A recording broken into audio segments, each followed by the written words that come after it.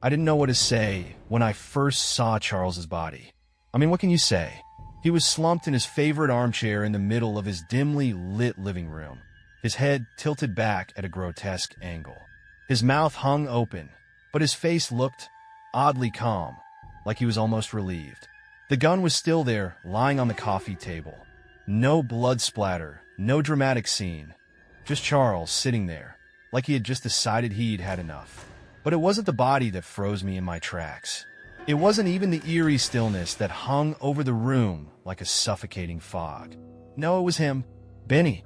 The doll sat upright in the corner of the room, propped against the wall with its legs stretched out in front of it. Its wooden lips were painted into a cheerful grin, but in that dim light, it looked more like a sneer. Its glass eyes seemed to glint in the shadows, catching the faint glow of the single lamp that buzzed in the corner. Benny didn't move, of course, but for a second, I could have sworn he was watching me, judging me. "You okay?" A voice startled me out of my thoughts. I turned to see a young officer, Detective Harris, his badge red, standing in the doorway. His expression was tight, like he wasn't sure what to make of the scene either. "What would happen here?" I stammered. My throat felt dry, my voice like sandpaper. Harris sighed and rubbed the back of his neck. "It doesn't make sense," he said, his tone low. "He shot himself, but the gun was wiped clean. No prints. Not even his." I blinked. "What do you mean, no prints? Isn't that impossible?" "Should be," Harris replied grimly, his eyes flicking toward Benny. I noticed how quickly he looked away. "We're still working on it. But it's strange. No sign of a struggle, no sign of forced entry. It's like he just sat down and let it happen." I wanted to say something, anything, but my eyes kept drifting back to Benny.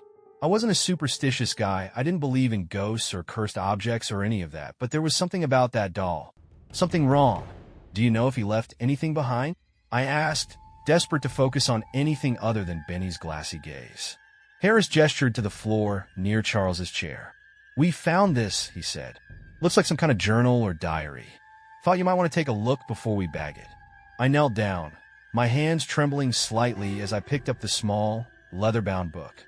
The cover was scuffed, the edges frayed, and the pages were stained with something. It looked like blood, but it was dry and brown, more like rust. I opened it to the first page and saw Charles's familiar handwriting, neat and precise. I glanced back at Benny, and my stomach turned. I could have sworn his head was tilted slightly to the side now, as if he were watching me with a new level of interest. "Dear Diary," Charles had written, "I'm not really the type to keep one of these things, but lately I found myself needing an outlet.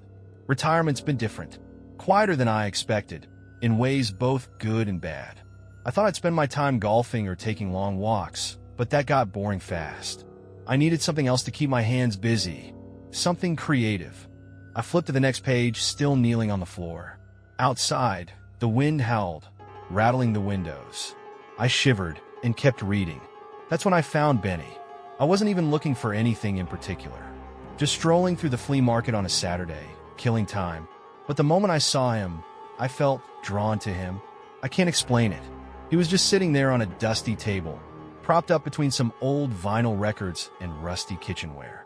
His paint was chipped, his clothes a little tattered, but he had so much personality. It was like he was waiting for me. I turned another page, feeling a creeping unease settle in my gut. The room felt colder now, the shadows longer. Benny sat unmoving in the corner, but I couldn't shake the feeling that his presence dominated the space. "I bought him on the spot," Charles continued in the diary. "The vendor said he used to belong to a traveling ventriloquist back in the 1950s. Some guy named Alfred Klein. Didn't say much else, but it didn't matter. The moment I held Benny in my hands, I felt like I'd made the right choice. A chill ran down my spine. I wasn't sure why. Maybe it was Charles's words, or maybe it was the oppressive silence of the house. Either way, I didn't want to stay there any longer. "I'll take this home," I told Harris, holding up the diary. He nodded, seemingly relieved to hand the case off to someone else. When I got back to my apartment, I sat down at the kitchen table with the diary. I tried to shake off the creeping unease I'd felt all evening, but the moment I opened the book again, that heavy feeling returned. The diary felt heavier than it should, as if it were made of something denser than paper and leather. I turned a page. At first, Benny was just a fun project Charles had written. I practiced every day, getting better and better at throwing my voice. It felt good to have people laugh again, to see them smile. They all said Benny had a way with words, like he was his own person. I took it as a compliment at first. But then, I stopped reading. The wind outside had picked up again, howling through the cracks in my windows. The shadows in my apartment seemed darker, deeper. I glanced at the corner of the room, half expecting to see Benny sitting there, watching me with that awful grin. The chair was empty, but I couldn't shake the feeling that I wasn't alone. I went back to the diary, but my hands were shaking now. I could barely turn the page. Charles's words had started to get erratic. The sentences were scratched out, rewritten, like he couldn't figure out how to say what he needed to say. Benny's not just a doll.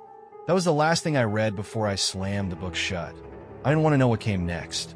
I didn't want to know what Charles had been trying to tell me. But deep down, I knew I couldn't stop. Benny wasn't done with me yet. And somehow, I knew this was just the beginning. I don't know why I kept reading that night.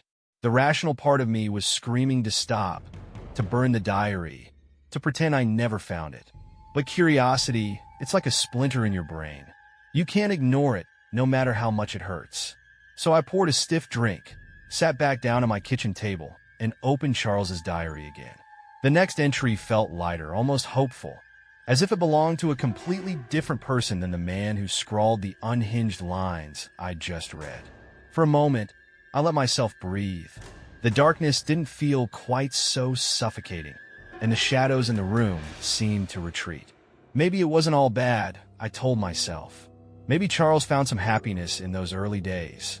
Benny is everything I didn't know I needed, Charles wrote. It's strange, really. I thought retirement would be relaxing, lazy mornings, long walks, maybe even a little fishing. Instead, it felt like I was disappearing. Like every day, a little more of me faded into the background. But Benny changed that. He gave me a voice again. Literally. Charles went on to describe how quickly he took to ventriloquism. He practiced for hours in his living room, rehearsing jokes, perfecting his delivery, and getting the hang of throwing his voice.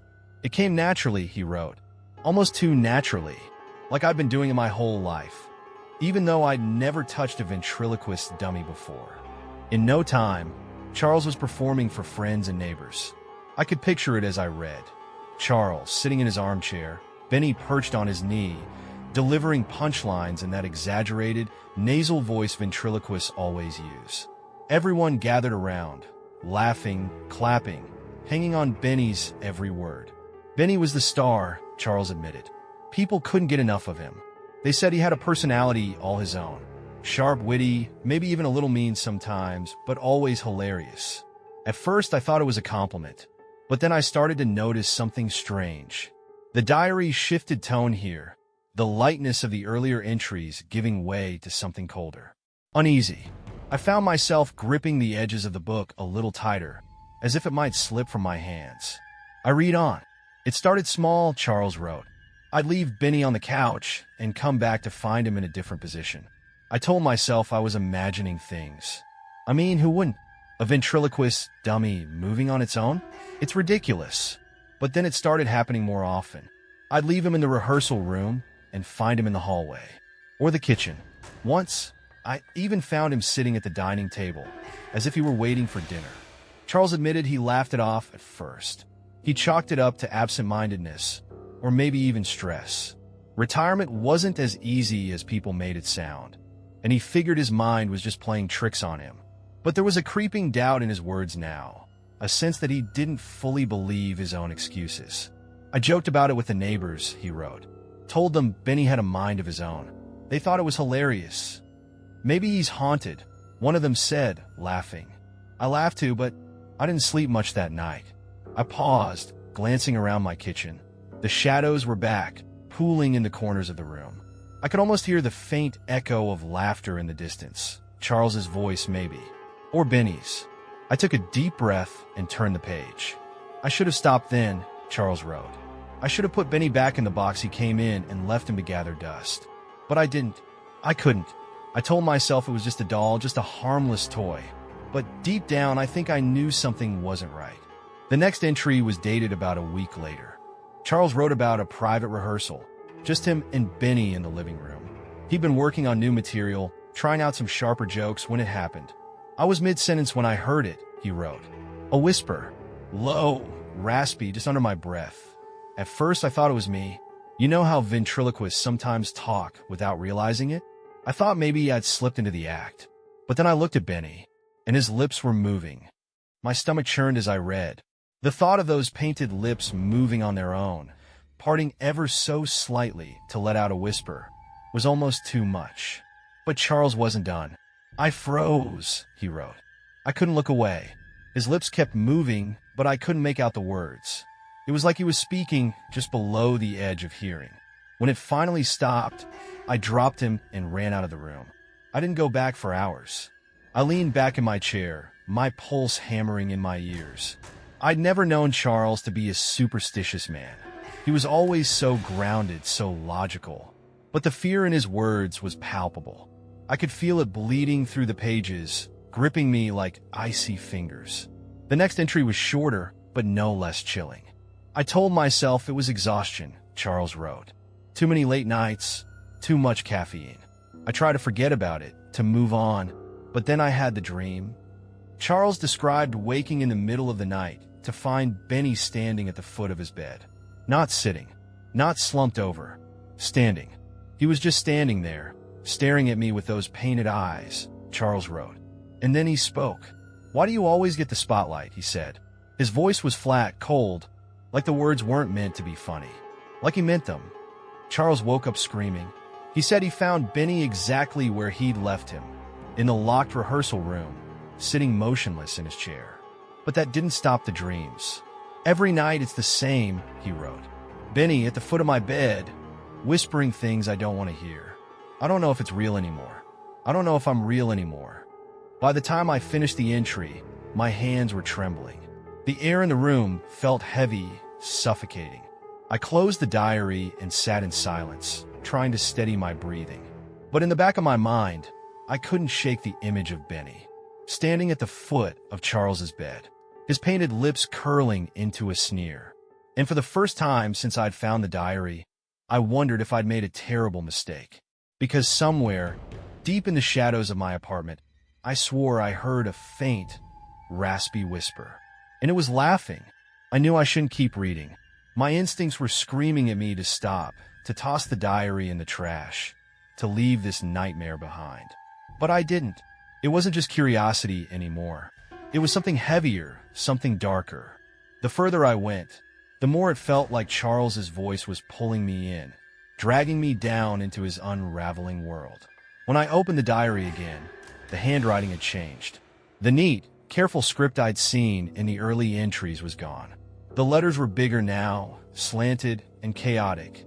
Some words were scratched out so violently that they tore the paper beneath them. It was as if Charles had written these entries while trembling, his fears spilling from his pen onto the pages. I've started snapping at people, Charles wrote. The neighbors avoid me now. I can't blame them. I screamed at Mrs. Henley yesterday for asking how I was doing. She meant well, I think, but Benny told me she was laughing at me behind my back. He said they all do. They don't respect you, Benny said. You're just a joke to them.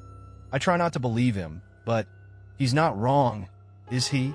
There was a smudge of ink, as though Charles had hesitated or his hand had slipped. I haven't been sleeping well, the entry continued. Every time I close my eyes, I hear him, not in my dreams, before I even fall asleep. He whispers things I don't want to hear, things about myself, about my past. He knows everything. How does he know?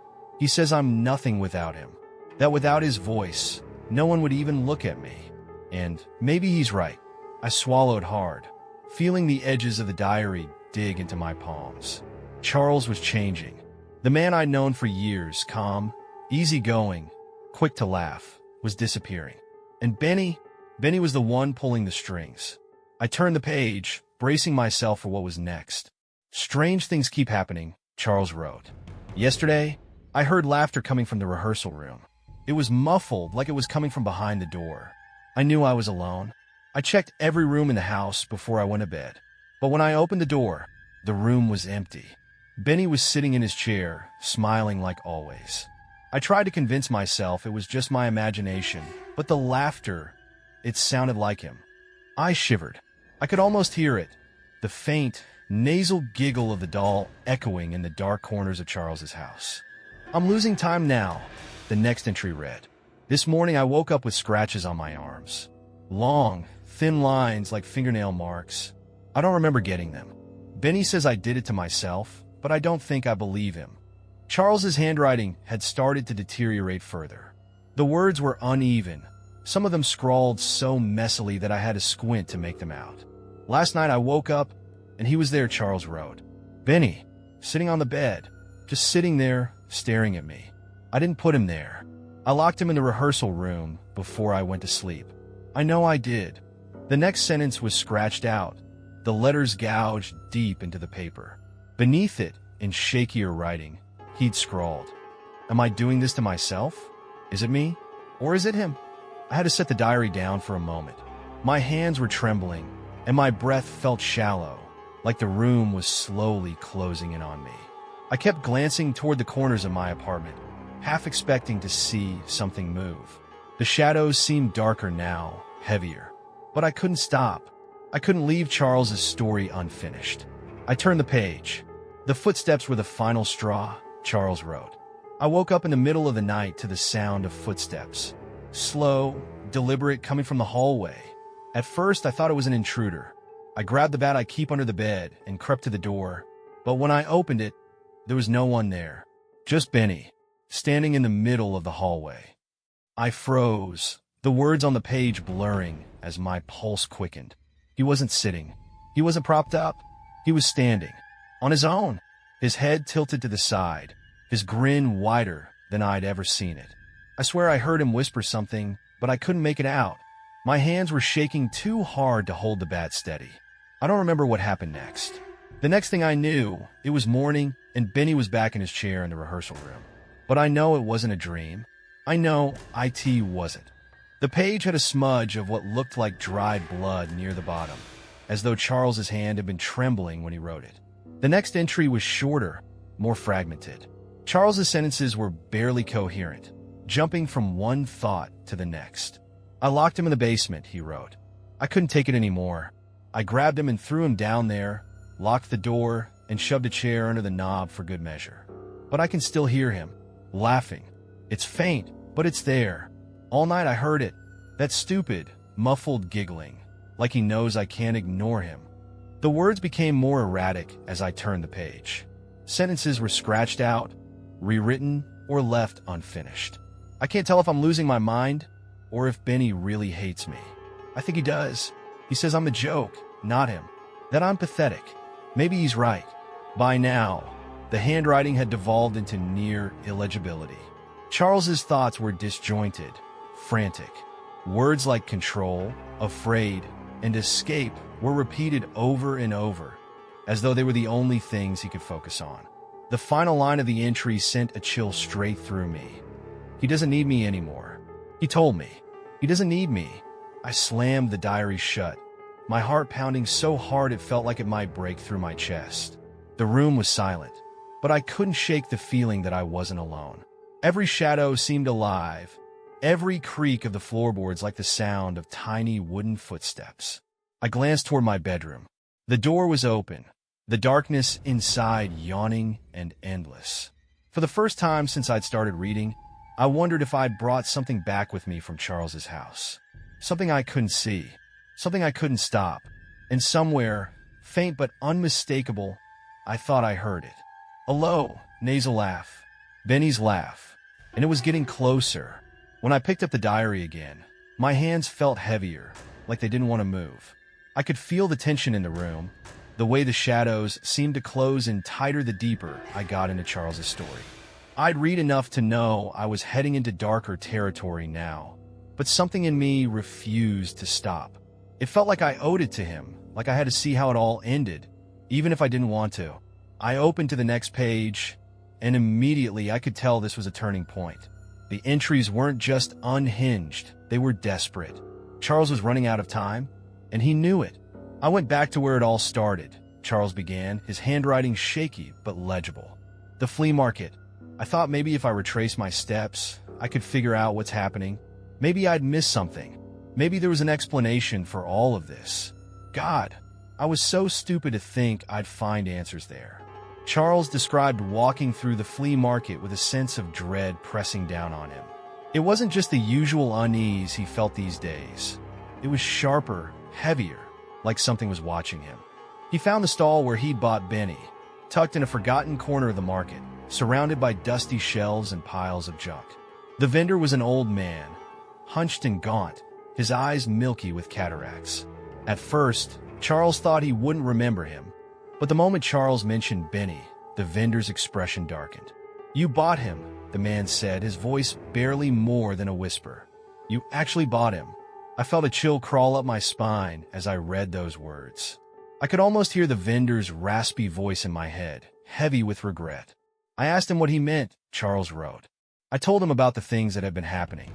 The whispers, the laughter, the way Benny seemed to move on his own. He just nodded, like he'd been expecting it. "You need to understand," the man said. "Benny's not just a doll. He's been around for a long time. Too long. He used to belong to a ventriloquist, Alfred Klein. You ever heard of him?" Charles hadn't, but the name sent a ripple of unease through him. The vendor explained that Alfred Klein had been a famous traveling ventriloquist in the 1950s, known for his razor-sharp humor and uncanny ability to make Benny seem alive. But one day, Klein vanished. No one knew where he'd gone, and Benny was eventually sold off at an estate auction. "Some folks say Klein went crazy," the vendor said. "Others say Benny drove him to it. Either way, his spirit never left that doll. You think Benny's yours now, but you're wrong. You're his." Charles pressed the man for more details, but the vendor just shook his head. "There's nothing you can do," he muttered. "Benny gets what Benny wants." The next entry was hastily written, the words cramped and uneven, like Charles had been writing in a panic. "I shouldn't have gone to the flea market," he wrote. "It didn't help. If anything, it made things worse. Now I can't stop thinking about Alfred Klein. Did he end up like me? Did Benny ruin him too? Is that what's going to happen to me?" Charles's desperation was palpable. I could feel his fear bleeding through the pages, pulling me down with him. I turned the page, my hands trembling. "The charity event was a disaster," Charles began. "I should have said no. I wanted to say no, but Benny wouldn't let me." Charles had been invited to perform at a local charity event, a small, informal gathering meant to raise money for the community. He hadn't performed in weeks, not since Benny's behavior had started spiraling out of control, but something compelled him to accept. "I told myself it would be fine," Charles wrote, "that I'd keep the jokes light, simple, nothing that could go wrong. But Benny had other plans." The performance started well enough. Charles described sitting on stage, Benny perched on his knee, the audience smiling expectantly. But as soon as Charles opened his mouth to speak, Benny took over. "The things he said," Charles wrote, "I didn't make him say any of it. It was like he had a voice of his own. He insulted the audience, cruel personal things. Called one man a washed-up drunk. Told a woman she looked like she'd been hit by a bus and dragged for miles. The crowd laughed nervously, but I could see the unease in their faces. They didn't think it was funny. They thought it was wrong, and so did I." After the show, Charles tried to apologize, but the damage was done. People avoided him, their faces stiff with discomfort. When Charles got home that night, Benny was waiting for him. He was furious, Charles wrote. He said I embarrassed him. He said I made him look like a fool. "You'll pay for this," he said. "You'll see." I laughed at him, at a doll, but the laughter didn't last long. The next morning, Charles woke up to find his house in shambles. The walls were covered in deep scratches, gouged into the plaster like claw marks. Scrawled among the scratches in jagged letters were the words, "I'm in control now." I felt my stomach turn as I read those words. I could picture it so vividly. Charles standing in the middle of his destroyed living room, his breath catching in his throat as he read that horrific message. But the worst was yet to come. "I can't find Toby," Charles wrote. "Or Luna. They're just gone." Toby and Luna were Charles's pets, a cheerful golden retriever and a shy tabby cat. He'd loved them both fiercely, always doting on them, always talking about how they kept him company in his retirement. But now, they disappeared without a trace. "I don't want to believe it," he wrote. "But I found bones this morning. Small ones. Near Benny." He was sitting there, grinning like always, like he knew. The diary entry ended abruptly, as if Charles couldn't bear to write anymore. But the next page was filled with a single sentence, repeated over and over, scratched so deeply into the paper that it almost tore. "I have to destroy him." My breath hitched as I closed the diary, my heart hammering in my chest. I knew where this was heading now, and I wasn't sure I could handle it. Charles was spiraling, his desperation turning into something darker, something primal. And Benny wasn't just a doll anymore. Somewhere in the distance, I swore I heard it again, that faint, nasal laugh. And this time, it sounded closer. I could barely bring myself to open the diary again. Charles's words had been clawing at my mind, dragging me into a darkness that felt like it had no bottom. Every page, every sentence brought me closer to something I didn't want to understand. But it was too late to stop. I had to know how it ended. I opened to the next entry, and the first few lines made my stomach churn. "I tried to destroy him," Charles wrote. "I thought fire would do it. Isn't that how you get rid of evil things? You burn them, and they're gone. But Benny's not normal. He's not like anything I've ever known." Charles described taking Benny out to the backyard, far from the house, far from anything that could catch fire. He piled up wood in the fire pit, doused it in lighter fluid, and placed Benny on top. The way he wrote it, I could almost see the scene.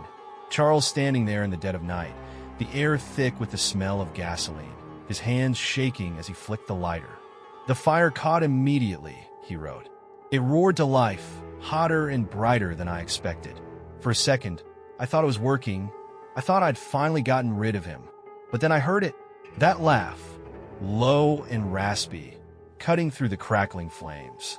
Charles said he froze, unable to move, as he watched Benny's painted face twist. The flames didn't consume him. Instead, the paint began to bubble and crack, shifting into something grotesque. His grin widened unnaturally, splitting the wood where his mouth had been carved. His eyes seemed to glow, alive with malice. "You'll never get rid of me," Benny whispered. The voice didn't come from the flames. It came from right behind Charles.